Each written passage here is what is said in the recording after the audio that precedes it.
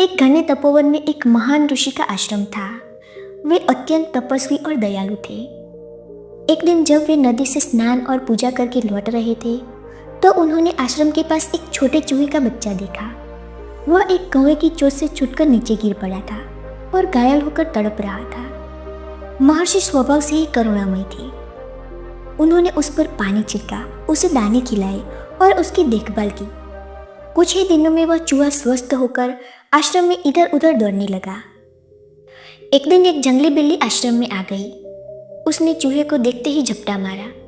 घबराकर चूहा दौड़ते हुए महर्षि के गोद में आ छिपा। महर्षि ने सोचा, जब तक यह चूहा रहेगा यह हमेशा बिल्ली के डर में जिएगा। यह सोचकर उन्होंने अपने तपोबल से चूहे को बिल्ली बना दिया। अब वह निडर होकर घूमने लगा। लेकिन एक दिन एक कुत्ता उसे देखकर भौंकने लगा। डर के मारे बिल्ली भागने लगी।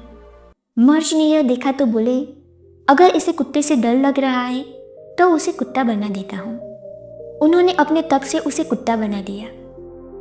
अब वह कुत्ते के रूप में निडर होकर रहने लगा। कुछ दिनों बाद जंगल से एक बाघ आश्रम में आ गया।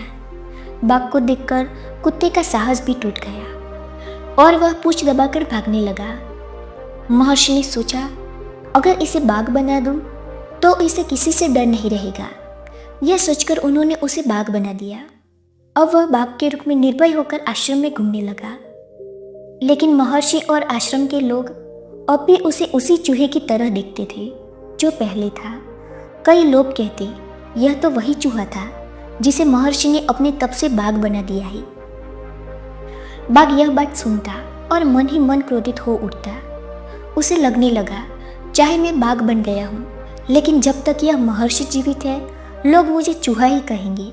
जब तक ये रहेगा तब तक मेरी निंदा होती रहेगी। उसने निश्चय किया कि वह महर्षि को ही मार डालेगा ताकि लोग उसे सिर्फ बाघ माने। एक दिन जब महर्षि एक पेड़ के नीचे ध्यान मग्न थे, बाघ उन पर झपटने के लिए दौड़ा। लेकिन महर्षि महान ज्ञानी थे। उन्होंने उसकी मनोवृत्ति पहचान ली थी। उन्होंने उसकी ओर देखा और कहा, तो फिर से चूहा बन जा।